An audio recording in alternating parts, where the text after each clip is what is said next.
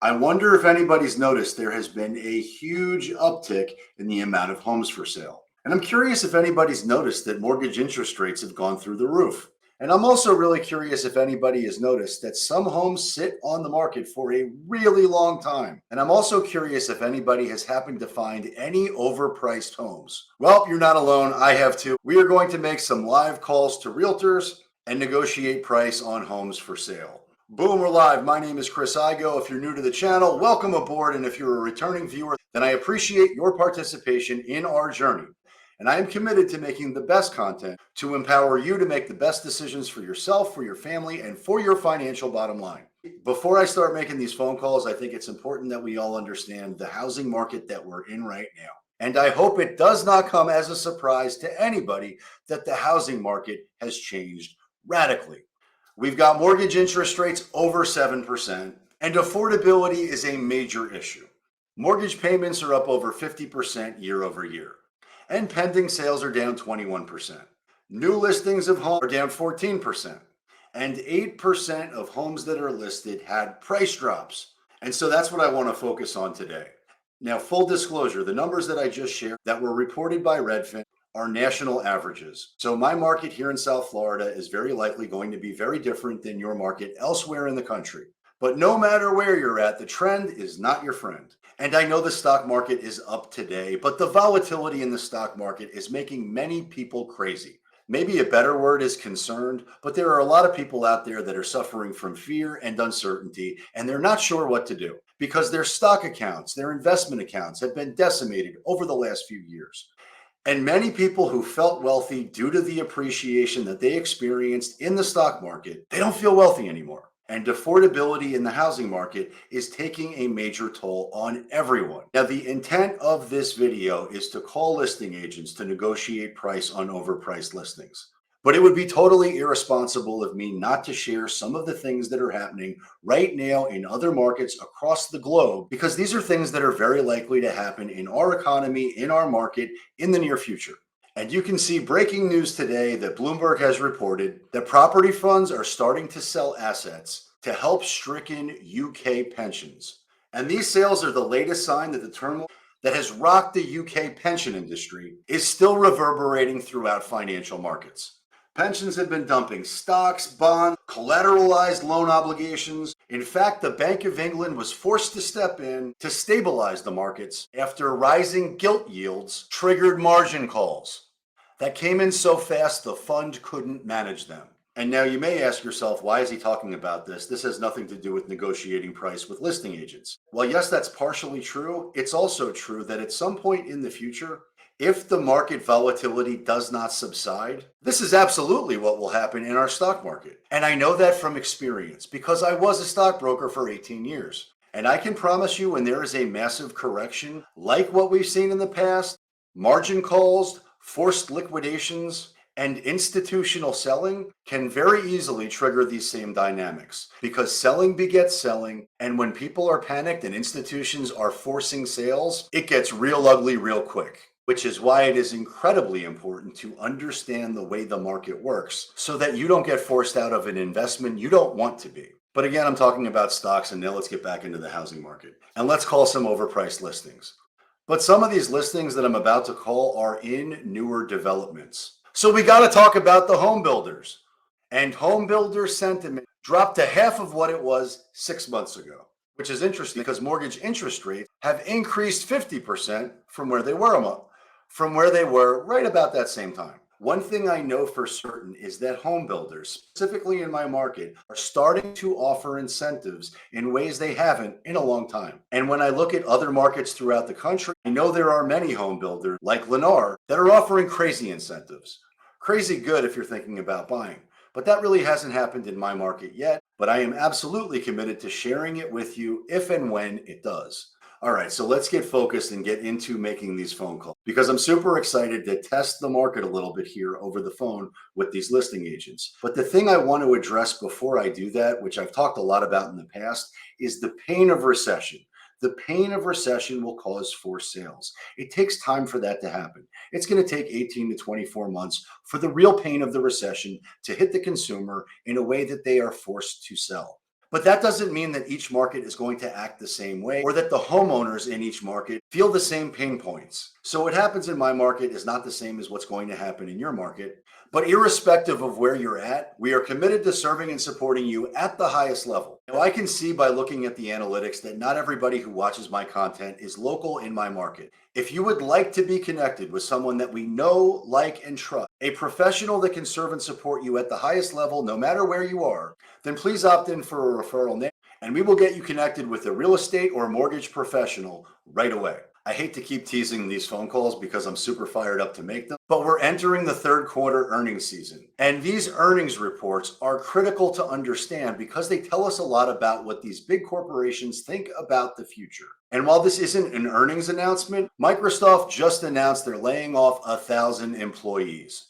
And if you've been watching for a while, you know I've been talking about this for months, and that major corporations make leading business decisions instantly to protect themselves and ensure their financial viability, solvency, and future. And what is Microsoft out there saying about these layoffs? It says we evaluate our business priorities on a regular basis and make structural adjustments accordingly. We will continue to invest in our business and hire in key growth areas in the year ahead. Of course, that's what they do. They cut the pinky to save the arm as we barrel into this recession. And real estate giant Compass is doing the same thing. And the centerpiece of its business, its technology, which was supposed to be the game changer, which allowed for their insane valuations, it sucks. And Compass is laying off people left and right, 1,000 plus this year as it struggles to turn a profit. And Compass never turned a profit, and its stock price has been absolutely decimated. But I'm not here to bash Compass. I know plenty of Compass agents, and some of them are the best of the best. But agents aside, I don't know that Compass will be in business 2 to 3 years from now. But whether they stay in business to me is irrelevant. What's relevant to me is that I make these calls to real estate professionals to start negotiating price. But before we start talking about price, it is critical to understand that the market doesn't care what I think about price. It doesn't care what you think about price. It doesn't care what anybody thinks about price. And the market is always right. And the market will always be dictated by supply and demand. And one of the factors that I've shared a lot about in my market is the scarcity of land. Because we're bordered by the Everglades to the west and the ocean to the east, there's just not that much land to develop. And so it's critical to understand that as I make these phone calls, which I'm about to do momentarily. So, although there is scarcity of land in Palm Beach County, waterfront land and waterfront property is exceptionally scarce. So much so that a developer asks $43 million for waterfront Boca home sites. And here's the best part: the property being developed is mostly underwater, meaning they must build a seawall to fill it in. But make no mistake, they're going to max out that land and build 12 luxury waterfront homes. So when I hear other people share that new development and new construction is not happening anymore, that might be true in their market. It's not true in mine. But as promised, I did find some overpriced listings that I'm going to call, see if we can negotiate price and find a deal. Now, without getting too technical and using any of the professional resources that I have at my disposal, I'm just going to use the free resources that you can use on your own. So you can go out there and find deals in your own market, or at least see how I find them. And the first thing that I'm looking for is days on market, or at least days on Zillow. What you can see is this property's been on the market or on Zillow for 153 days. Now, full disclosure, this home is in Lotus, and Lotus is an incredible community. And homeowners who won the lottery to be able to buy a home in Lotus were not able to sell their home instantaneously. There was a termed sale restriction. So there's not a whole lot of resale activity that happens in Lotus. But there is competition from newer developments like Boca Bridges and like Lotus Palm that are very close. Now, what I know about this property, and not everybody else would, is that this is priced on the high end for Lotus. But across the street in Boca Bridges, there are way more expensive homes. In an effort to be totally transparent, I'll just show you everything that's for sale or that closed in Lotus so that we can start to determine whether this is an overpriced or fairly priced listing. And so I go to the high water mark, the property that sold for 3.35. Well, they started out overpriced too, at 3,675. But over the course of 26 days, they lowered the price and they got it sold. Unlike our Huckleberry that I'm about to call, which has been on the market for 154 days. And so we've seen what the highest sale is, but it's also important to see what closed next to understand the parameters that we're working with. And that was an incredible home that was listed at 2.9. It sold at 2.85, and it was on the market for 3 days. But the market's changed a lot since that property closed. And as you can see, I'm just making the phone call from my cell phone. I love this.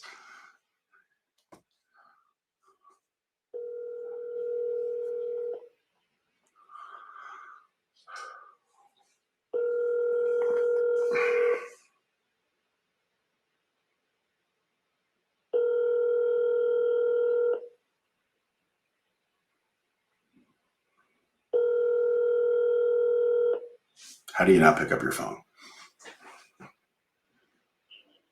All right. Well, he didn't answer the phone. That is unfortunate from a content perspective, but it's also unfortunate from a seller perspective.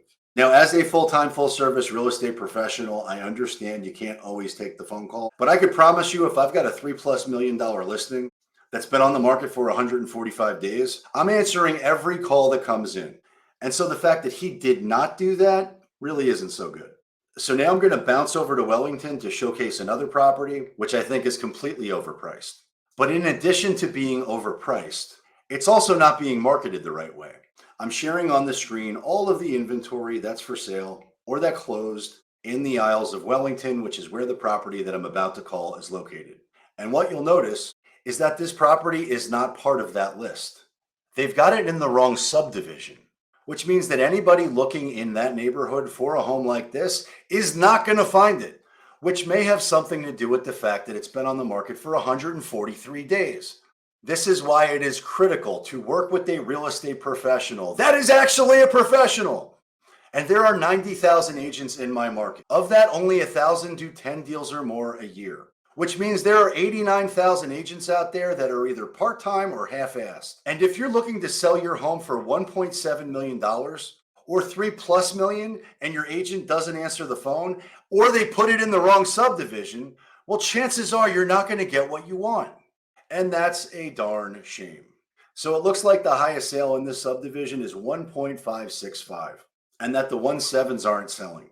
But let's call the agent and see if we can negotiate some cash green dividend. Dialing.